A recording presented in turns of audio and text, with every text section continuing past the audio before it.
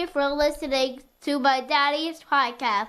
Please subscribe to our channel. Hey, don't let these tears fool you. There's all dog around this mug. I'm good.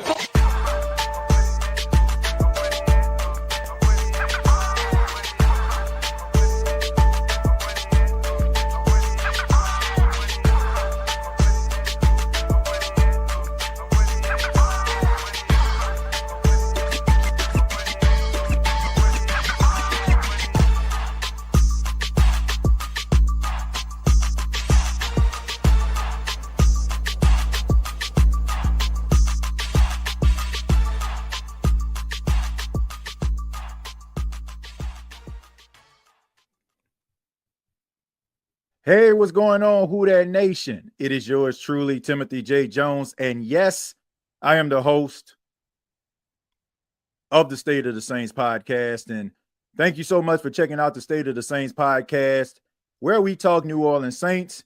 And on this edition, we have a special guest with us, a good friend of mine, back again to talk to us a little bit about the goings-on of the NFC South, as well as the New Orleans Saints. From CBS Sports, he is a two-time Super Bowl winning champion with the Pittsburgh Steelers. He also has a really good podcast with his cousin Patrick Peterson, All Things Covered. Ladies and gentlemen, Mr. Bryan McFadden. B-Mac, how you doing? What's happening, homie? I'm doing pretty good. Thanks for the invitation, as usual. Oh, man, it's always a pleasure to chop it up with you, man, and all the work that you're doing, man. You're killing it right now with the podcast game, CBS Sports. Always looking forward to your perspective on these type of things going on around the New Orleans Saints as well as the NFC South. Well, I guess we can go ahead and start, man. I mean, this is relatively new to the New Orleans Saints. I mean, even though they hired Dennis Allen a couple of years ago, before him, I mean, it was 15 years of the same coach. Now the Saints, they switched from Dennis Allen, and now they bring in Kellen Moore. The last time we saw him coaching, he was winning a Super Bowl championship with the Philadelphia Eagles. Let me go ahead and start there. What are your thoughts on the New Orleans Saints hiring Kellen Moore? What are your thoughts about Kellen Moore as a head coach versus him being an offensive coordinator? Well, actually, I like it, TJ. I like it because when you look at the New Orleans Saints as an organization and kind of seeing how they handle business, you know, you weren't probably going to get one of the more coveted names that was available when you look at all the head coaching vacancies that were out there. You know, so many teams that needed a head coach and so many quality candidates. You felt like New Orleans wasn't going to get one of the top dogs, the Ben Johnsons of the world, you know, the Aaron Glenns of the world, you know, names like that. But then when you look at what Kellen Moore was able to do throughout his tenure there in Philadelphia, you know, getting the most out of his quarterback, you know, dealing with so many unique personalities on the offensive side, guys that have already established themselves to be proven playmakers, and getting those guys to buy in, it speaks volume about the respect that those players had for Kellen Moore. And I think in terms of becoming a head coach in the National Football League, X's and O's are very, very important. But can you command the respect of the guys you're going to coach? Because when you do that, you will always have the locker room. The locker room will always be intact. So clearly he showed the ability to do that for one side of the field in terms of the offensive side. Now, TBD to see exactly can he do that for the entire locker room. But clearly the New Orleans Saints brass feel like he can. And like I said, I like the hire. I have no issues with the hire, considering what they've done in years past. When you talked about Dennis Allen, he was a guy I never was really optimistic about, and clearly didn't work out in his favor or the team favor. But with this situation right here, I'm excited to see how it plays out. Yeah. I mean, you're seeing that this seems to me a new wave. Those young 30-something-year-old head coaches. We see Kevin O'Connell, Ben Johnson, who you just alluded to, you know, they're still in their 30s. You know, what is the pulse of an organization as far as the players? Like when a player sees a coach around that age, you know, like somebody like Sean McVay, I mean, he was like in his early 30s when he was hired by the Rams. Do players kind of look at that and be like, I don't know, you know, I'm older than this guy, you know, in some cases, like, or is it like a respect level? How does that work? Well, instantly the players will respect whoever the new head coach is, regardless of how young he is. Now it's up to the head coach to keep that respect. Because to your point, you look at Sean McVay at that time when the Rams hired him, he was the youngest coach in the National Football League. I think he still is the youngest coach to ever coach, if I'm not mistaken, TJ, an NFL franchise. But it worked for him because they respected him and he earned more respect with his ability to put the players in the best positions to be successful. And a unique thing that Sean McVay also did, one of his first hires, significant hires, was he brought in Wade Phillips to be the defensive coordinator. Remember, Wade Phillips had NFL experience, head coaching experience. So when you're a young coach, you want to have mature, experienced minds on your staff to be able to help you go through some of the growing pains. And I think that was significant in terms of the maturation process for Sean McVay as a head coach and the overall success that we watched him embrace early on in his professional career. So when you look at Kellen Moore, when he brought in Brandon Staley, I know some people was like, whoa, wait a minute. He was a dud as the head coach for the Chargers. Yes, he was. But that doesn't mean he can't be a really, really good coordinator. Because as we've seen in the NFL, some guys are better suited to be coordinators than head coaches.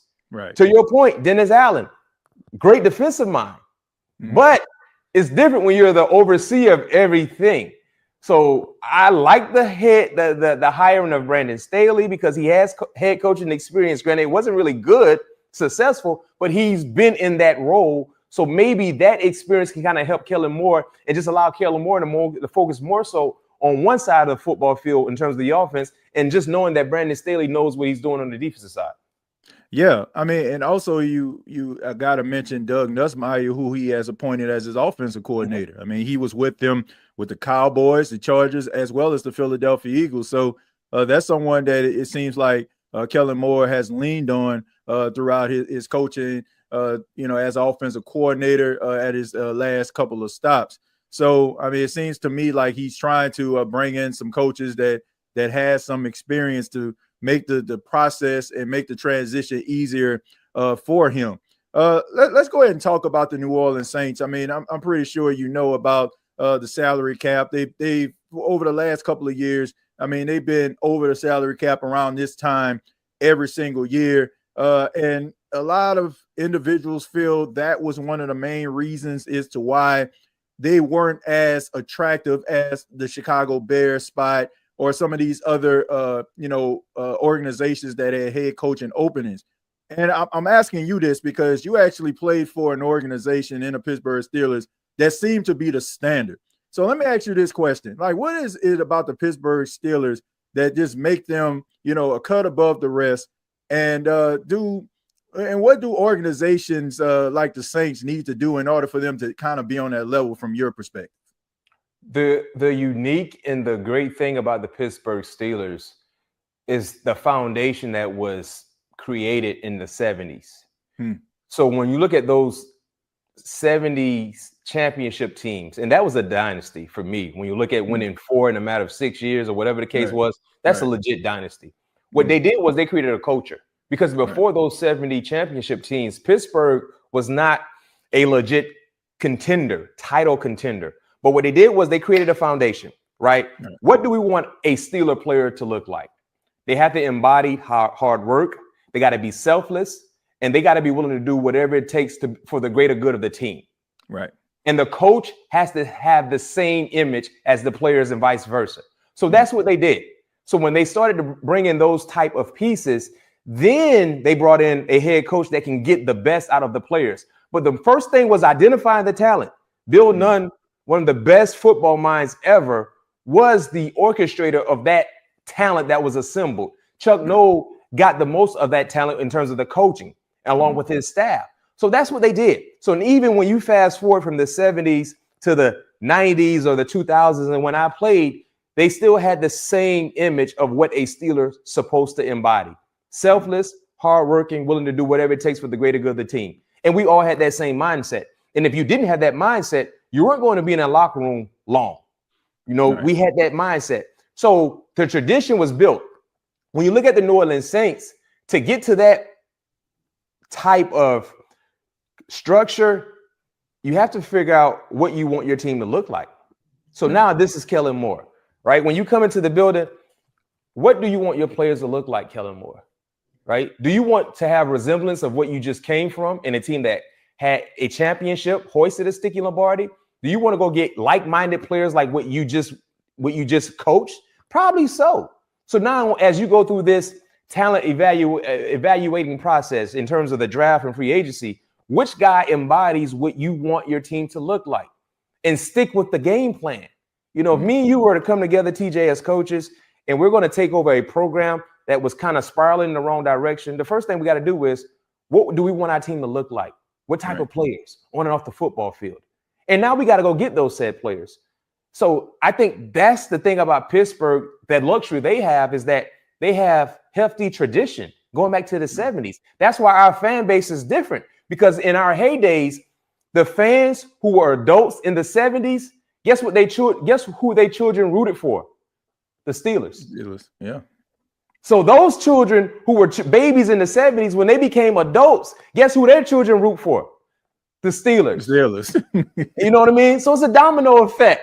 And that's when, you know, when you got to my years, when we won 2 Super Bowls in a matter of 4 years, guess who those children of the adults, who they started to root for? The Pittsburgh Steelers. You know what I mean? So it's been an everlasting process. But the most important thing that kind of jump-started the Steelers in the 70s was just knowing what you want your team to look like and staying the course on those requirements that you want your players to have to be a part of the organization.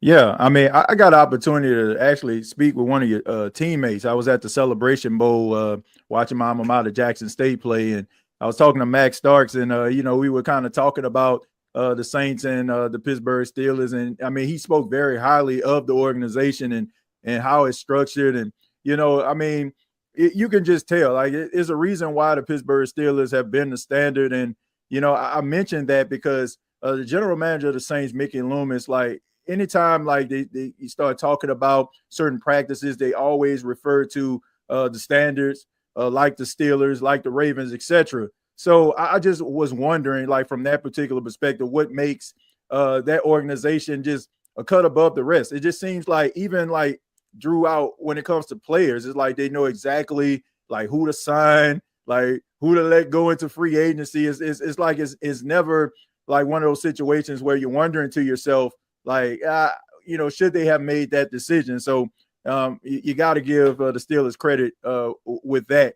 But they do have some tough decisions to make, B-Mac, when it comes to some of these players. And I'll start with the quarterback position, Derek Carr. Derek Carr was signed a couple of years ago by the New Orleans Saints, coming over from the Raiders. And everybody kind of expected him to be that sole successor to Drew Brees and kind of pick up the banner and try to be that franchise quarterback. Kind of been up and down. I mean, I know that the numbers say that he's been pretty formidable, but you have to ask yourself, is Kellen Moore like a Derek Carr guy, especially when you look at the press conference and how he wasn't really sold? I mean, he kind of left it open.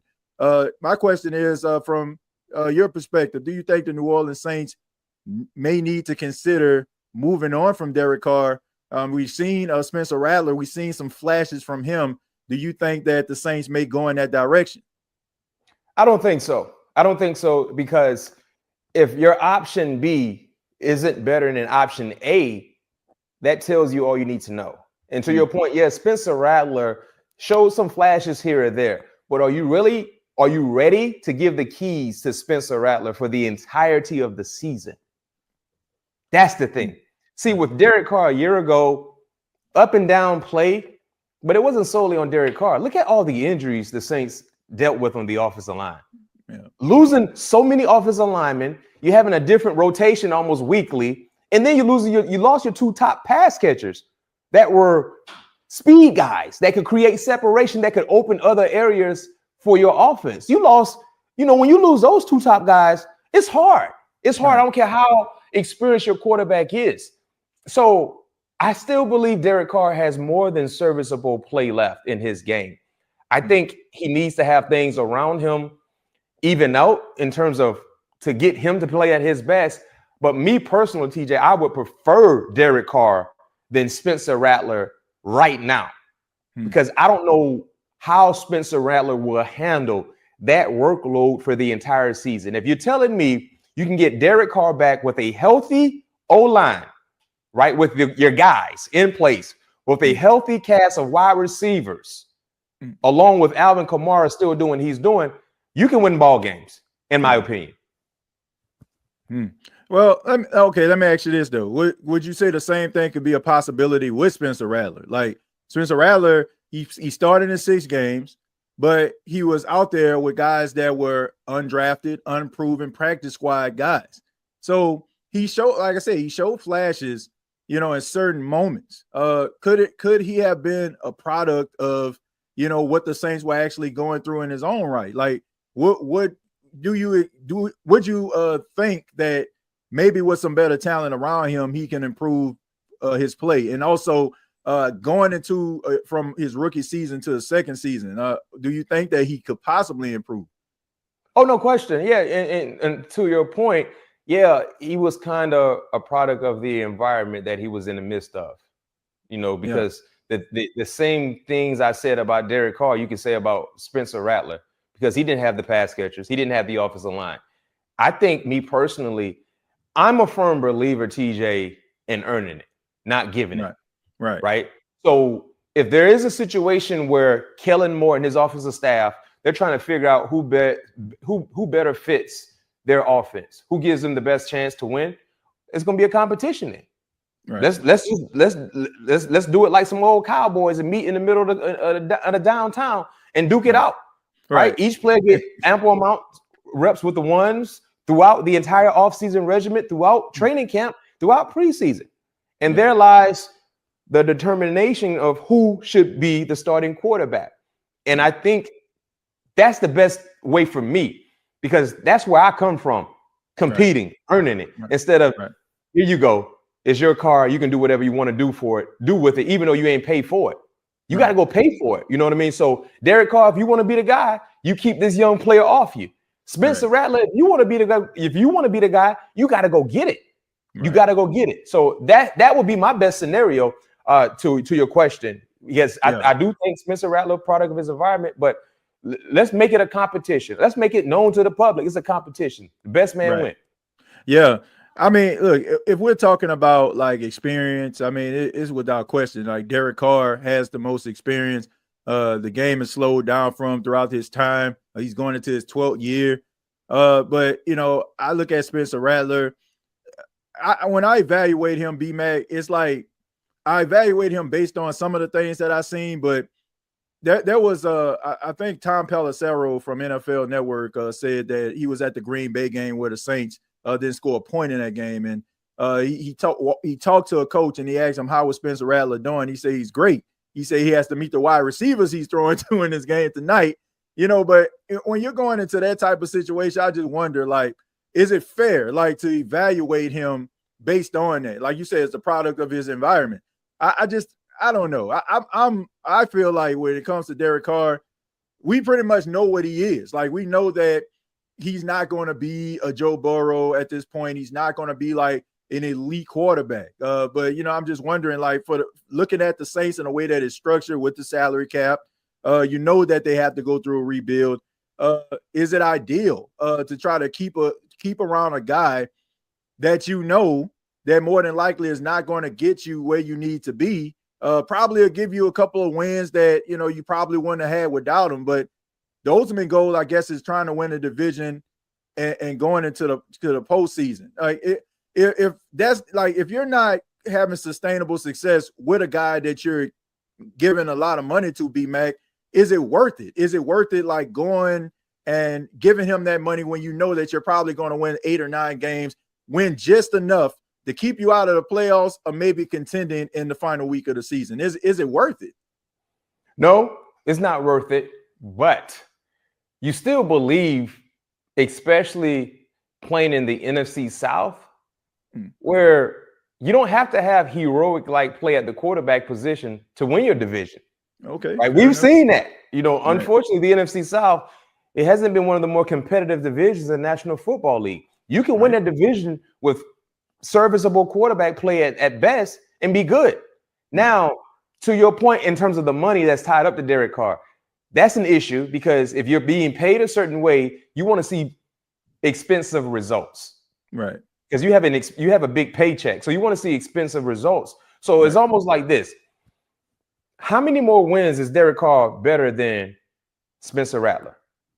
Would you say 2? Would you say 3? Would you say 1?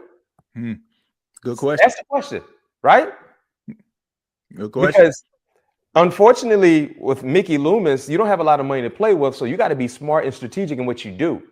So if you decide to cut ties from Derek Carr, let it be more so because Spencer earned that right.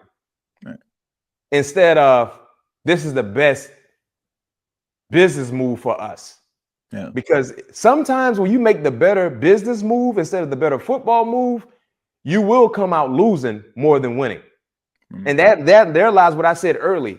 Make this a competition, a legit competition. Because if you just hand Spencer Rattler the keys to the car, TJ, and he ain't ready, and he already showed you throughout this entire offseason process that he wasn't really ready yet, but because of the business decision, we went, and then you win 2 or 3 games, don't complain. Good point. Don't complain. Then, because you already knew he wasn't quite ready yet. That's a difficult thing to digest when you know he wasn't ready. Then saying, you know what? He duked it out and he was the better quarterback. Regardless of what the decision money-wise it was, he was the better quarterback. You can accept that more so than saying, I know he wasn't quite ready, but because of the business tied to Derek Carr, we gave it to him, and now we got to deal with this. I think that played a role in them deciding to allow him to start last season. I think that Saints fans were clamoring for him. I mean, everybody knew about Spencer Rattler, like him coming out of college and, you know, the comparisons to Patrick Mahomes during his time when he was at Oklahoma. And I think that narrative kind of followed him, even though he was drafted in the 5th round. And I think that morale was so low when it came to, you know, the Saints on this losing streak and fans become very disinterested. I think that was the organization kind of throwing the fan base a bone. I don't think he was ready to be out there, to be honest with you. I feel like that was more of a organizational move to try to appease the fans. But I do think that there's something that you can actually work with.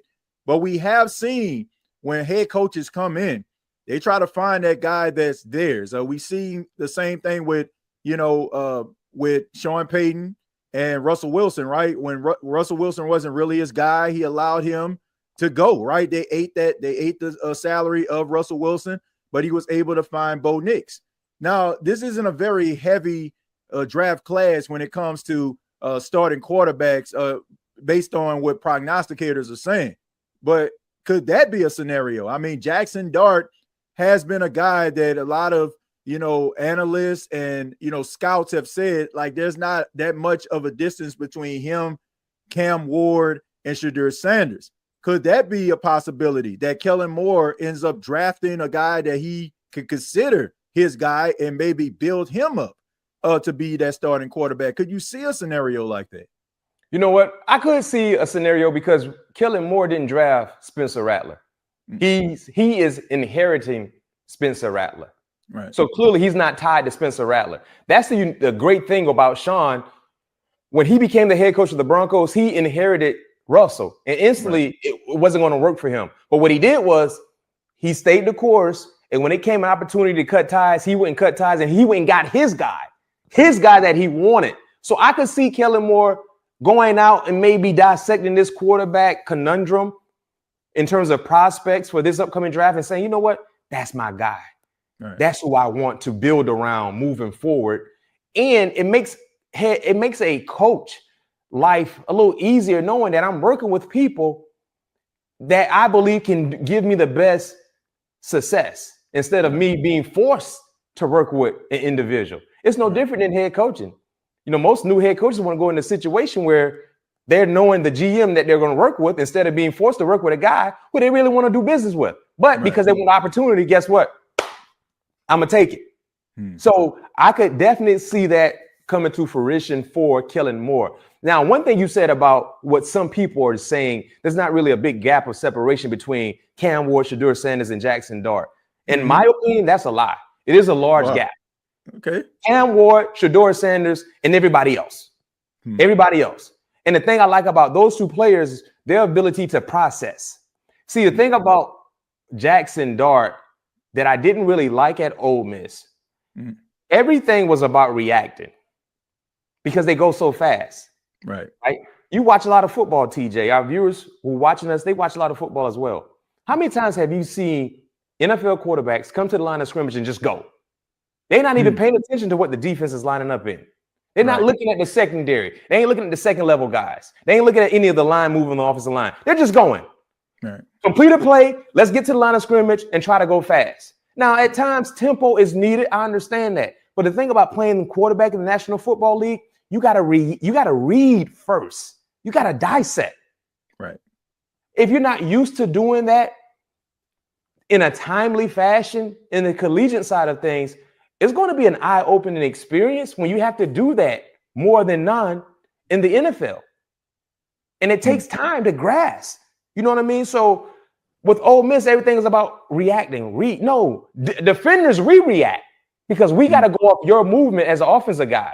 Offensively, you don't have to react. You got to read and understand where you need to go with the football. So I know he's gaining a lot of traction, since, the season ended. And some of the, talk of the town, a lot of people was talking about him that were there at the Senior Bowl and some of the other bowl games, postseason bowl games. But I think there's a nice separation between Cam Ward, Shedeur Sanders, and Jackson Dart, in my opinion. Yeah. So Jackson Dart, like what round? Like if you were the GM, put your GM hat on just for a second. What round would you say would be suffice for a quarterback of Jackson Dart's caliber, talent, etc.? What would you say that he would land?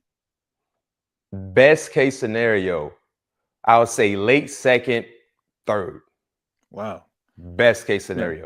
So what we have to stop doing as fans and as GMs and scouts, we got to stop when you pub someone and they get overdrafted, and then you become such a you become so annoyed that they haven't lived up to the billing. Like prime example, Will Levis.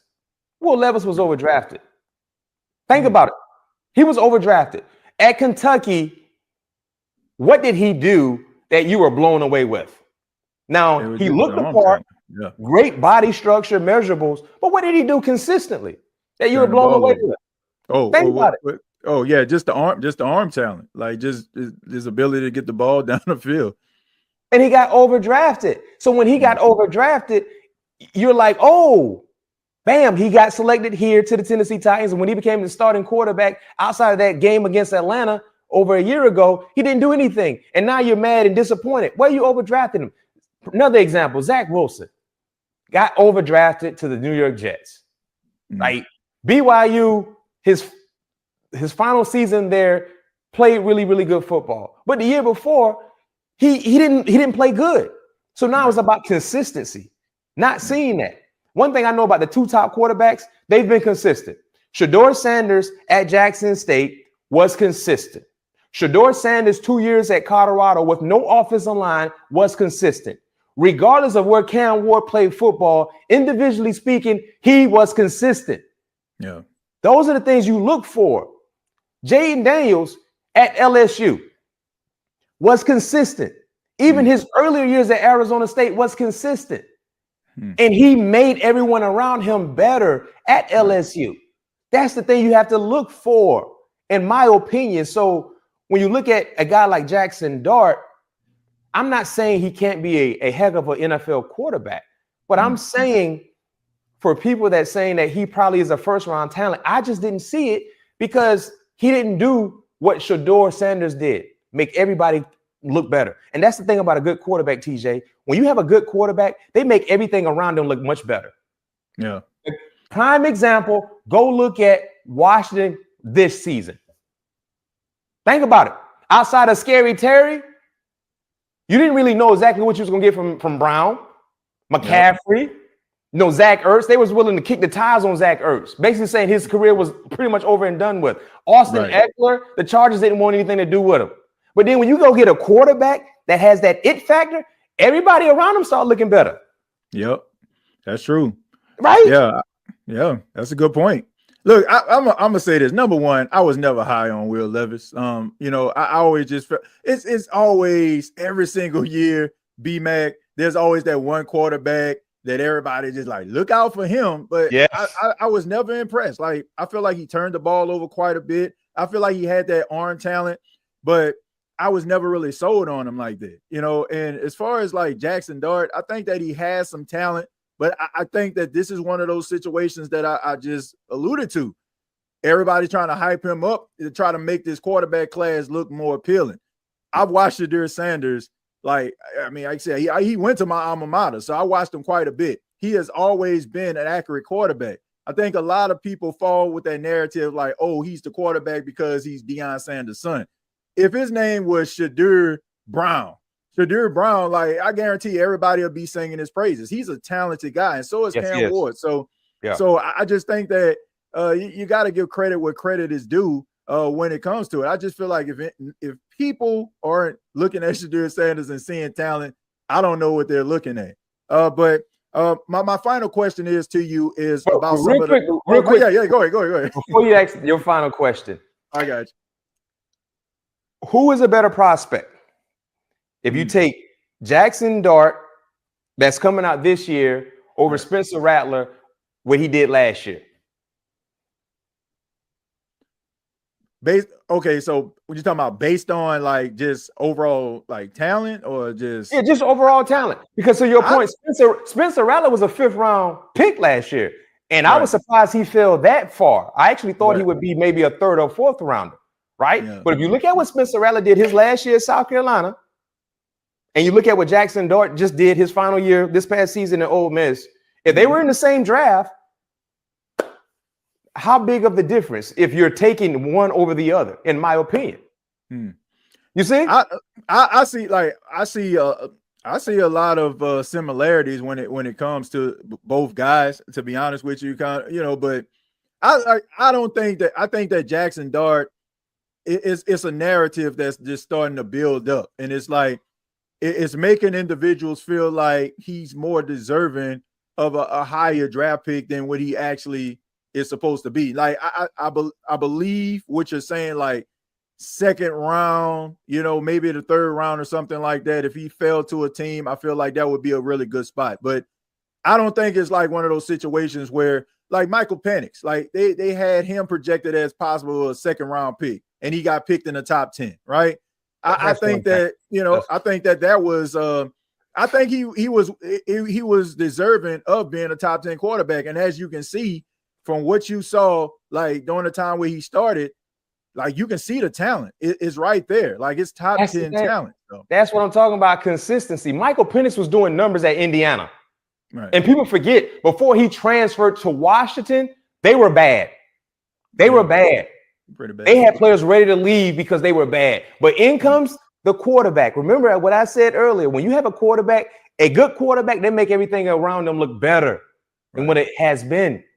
And Jackson Dart and Matt Corral are basically kind of the same in my opinion. You remember Matt Corral? Yeah, I remember. Ole Miss. Now Jackson Dart's probably a little bit, he's better, but they have similarities because of the offense. It's all about reacting. You know what I mean? So that's my concern about Jackson Dart. The ability to digest like you need to as a professional quarterback. But that's why I asked that question, because I don't think there's a big gap of separation between when Spencer Rattler came out and Jackson Dart currently, in my opinion. Actually, if you look at, I know Spencer had Xavier Legette, but if you look at what Jackson Dart had, the luxury of playing within the offense and how it's quarterback friendly, you would think he was set up better to be more successful than a Spencer Rattler his last year at South Carolina. That's true. Yeah, that's true. I mean, I think that there's some arm talent there. There's some throws that he made, especially in that bowl game that they played in. I think it's kind of just, you know how it is. Like when you're watching those bowl games, there are more eyes on those bowl games than just a every week SEC game. You know, everybody's paying attention to it because it's like one of the only games on television. And I think that people seen some of the throws, they seen some of the talent, and he does have talent. But I don't think that is at a point where we need to be having this conversation about Shedeur Sanders, Cam Ward, and him. No, I just don't. You know, no. I think that anybody, if he was to get drafted in the first round, I mean, you can always prove me wrong, but I do feel like that would be a reach. It definitely would be a reach. Overdraft. That would be an overdraft. And then, like I said, if it don't work out in a few years, don't go complaining because he was drafted in a position where he probably wasn't ready to go. When you become a high, think about if Will Levis didn't go. Will Levis went early second round. If he didn't go in the second round, if he went fourth round, he wouldn't have the same feelings about, man, it ain't work out. Oh, he's this, he's that. No, he got drafted where he was supposed to. So now he gets opportunity to kind of develop and go through the process instead of being drafted high and instantly they're throwing you in that fire when you ain't ready for that fire. Everybody ain't ready for that. Right. Yeah. I mean, look, I think that he's a second round, third round pick. And I think that if he ends up working out or if there's something there, then I feel like that would be a plus for a team. But I agree. I think that if he was to get drafted by the Saints, I think that would definitely be a reach in my opinion. But there are some very talented players that are going to be in this year's draft. And I look at the New Orleans Saints and I look at, guys like Cam Jordan, Demario Davis, they're getting up there in age, B-Mac. And there's some serious decisions that are going to be made when it comes to maybe letting some of these guys go. I mean, Taysom Hill is another guy that could be on the chopping block, unfortunately. But when you look at, the Saints, should